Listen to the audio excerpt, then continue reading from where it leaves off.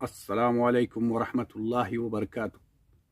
जिसके दिल में मोहब्बत रसूलुल्लाह सल्लल्लाहु अलैहि वसल्लम है, उसे चाहिए कि वो सुन्नत रसूलुल्लाह सल्लल्लाहु अलैहि वसल्लम की पैरवी में अपने अंदर सादगी, सब्र व तहम्मुल, क़नात और रज़ा बिल क़ज़ा की सफ़ात पैदा करने की कोशिश करता रहे, क्योंकि फरमाने रसूलुल्लाह सल्लल्लाहु अलैहि वसल्लम है कि जिसने मेरी सुन्नत से मोहब्बत की उसने मुझसे मोहब्बत की, और जिसने मुझसे मोहब्बत की वो जन्नत में मेरे साथ होगा।